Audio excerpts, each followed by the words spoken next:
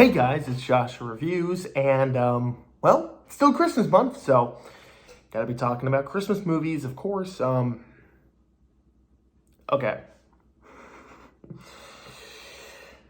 Where do I start with this one? Okay.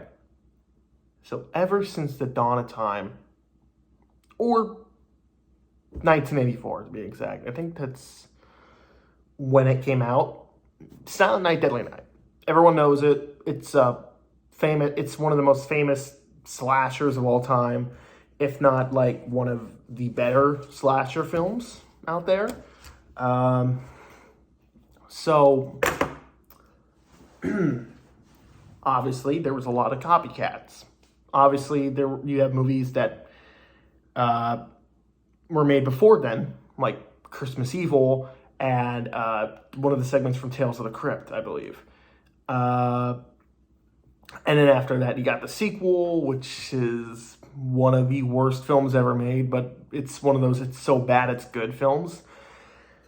Now it's years later, and we have like several spoof movies and several other copycats that try to, mimic the same style or feeling. And now we have Christmas Blood, a film that I believe is, I'm not going to get this wrong. Just give me 1 second.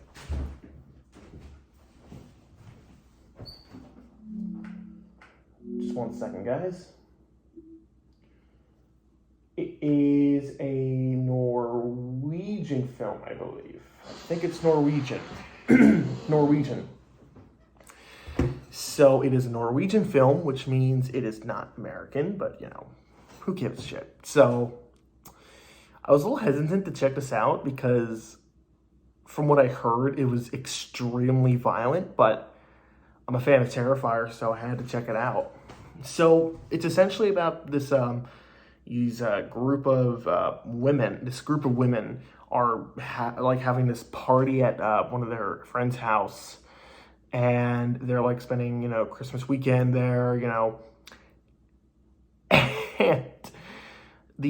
you have a side plot where these two detectives are trying to figure out what's going on with these murderers because the main plot is that there's a killer Santa killing people for no apparent reason other than every so often, every other year or so, he comes back to kill people, and they're trying to figure it out while the girls are just partying, and that's it. So I heard from a lot of people that they said that this film was like Halloween ripoff. I can see where they're coming from. There's a lot of Halloween similarities. You literally have like the Dr. Loomis type detective who's looking for Michael. He literally at one point says he is nothing but pure evil. You have several moments that mimic Halloween and a lot of music choices that feel very similar.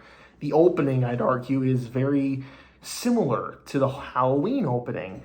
So for some, that might turn them off because they want something new, but it's a killer Santa film, and if you've seen a bunch of these, then you know what you're getting into. So I don't even know why people like that argue about that type of stuff. I didn't mind it. I thought it was kind of a cool callback, or homage, as I would say.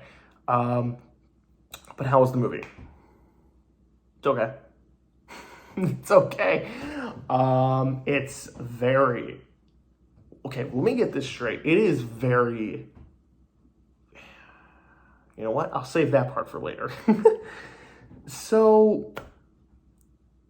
Okay, what do I like? First of all, this movie is low budget, but for a fucking low budget film...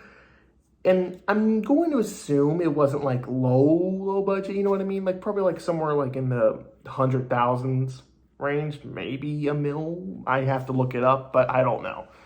But this movie is shot really good. This film is shot very, very good. There's a lot of great cinematography, and there's a lot of there's a lot of choices with the lighting, with the Christmas lights, and it made me feel this great, it had this great Christmas atmosphere, and I loved it. It was drenched in Christmas, and there's so much of it, and I loved it. I love a movie that like goes full out on the Christmas, theme. I love movies like that. There's a lot of instances where, honestly, this movie, the one thing I loved about this movie the most, like the thing I liked about this film was it got dark in a few places. This film is not afraid to go in directions. There is a part that actually was, well, it was kind of disturbing. Not gonna lie. There's a scene where a woman is sleeping, and in her sleep, she's moaning. She is like, and everyone's like making fun of her, and she's doing, and they have this friend over, or not friend, a guy they met on Tinder, and he's like, I'm gonna take advantage of her. So he proceeds to rape her, and she wakes up, and he's just going, and he's not stopping. He covers her mouth, and he's like, let's not wake the others. And when you think it can't get any worse, the killer Santa comes in, chops him in the head, swings the axe down on his head, and then pulls it out,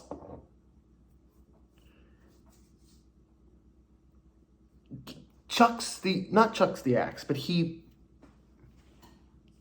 the stomach area, he lifts the axe, and boy, that man was up there. He was up on the ceiling.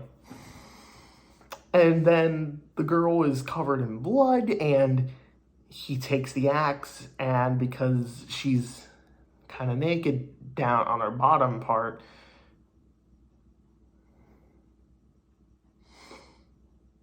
you know what I'm going. You know where I'm going. He takes that axe and this film's not afraid to take some dark directions, and I got to admire this film for it. There's a lot of death scenes. The death scenes in this film are very gruesome, very bloody, very realistic, and it's very surprising when it happens. It honestly caught me off guard. It's like if Terrifier 2 was like, the same, like they were bloody, but instead of like, let's see how creative we can get. It's like, there's a sense of impact to these deaths, and it's very gruesome, and the acting really sells it. Again, I'm American, as you can tell. It's a little hard for me to judge, foreign language in terms of acting, but I think everyone did a good job in this film. There wasn't an actor that I was like, oh, they're not bringing it, they're not giving it their all, or no, they all did a good job. And I thought for the most part, all the characters were likable. There were some that were unlikable, but that was the intent. And I thought the performances were good, and they made the characters that were unlikable somewhat like, watchable, tolerable, if you know what I mean. And I thought the main killer, Santa, was very intimidating. He was very scary. And when he was on screen, I was like, oh shit, he's coming. And that's about it in terms of likes. Now to the dislikes. This film was boring. Why? Why is it so hard to entertain? Like, it's not that hard. All you have to do is you have to cut 20 minutes out of this film, and I guarantee you, this film would go much quicker. There's a lot of time spent with the detectives, and it goes nowhere. It goes nowhere, and at the end, nothing really happens at the end. The movie just kind of ends, and it also ends very similar to Halloween, how Michael Myers is like, oh, he's still out there, where could he be?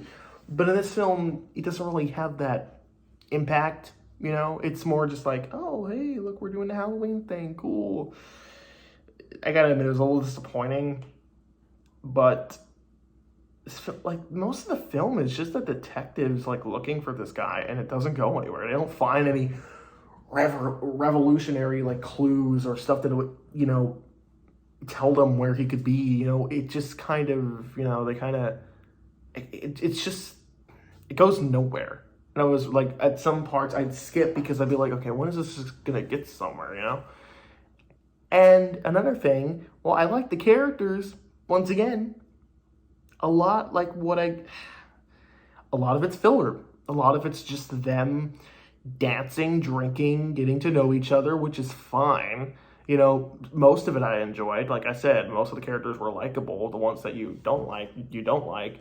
But here's where I'm getting at, right? Like, the first 30 minutes, I was really into. I was like, okay, we're setting up the characters, we're doing something. This is great. This is cool. This is reminding me of Halloween and how effective that was. And then the next 20 minutes, I was just like, nothing's happened yet. Nothing has happened. I already know these characters. Can we get somewhere? Anywhere that's interesting? And it doesn't. It doesn't go there. And I just kept thinking to myself, okay, I'm gonna have to skip some of this. And I did, unfortunately. And it doesn't really look like I missed much. It was just more detective stuff that didn't really go anywhere. And even if I missed something, the outcome was still the same at the end of the day. The movie still ended the same way for me. Nothing really was like, ooh, extraordinary. Other than the fact that the killer is supernatural. I mean, he literally teleports in one scene. So, but all those things, I thought this movie was, you know, it was it was better than I was expecting. I just wish it could have been trimmed down a little bit because this movie's an hour and like 47 minutes or something. It could have been trimmed down a lot and it would have, you know, made it much better. It would have been a lot better paced. It would have been a lot better, like, would have been more interesting. They could have easily cut down this film and it would have, you know, made it 10 times better. But other than that, the film's good. It's a good film. I'd probably give it a B- or a C+, but I'm going to give it a B+.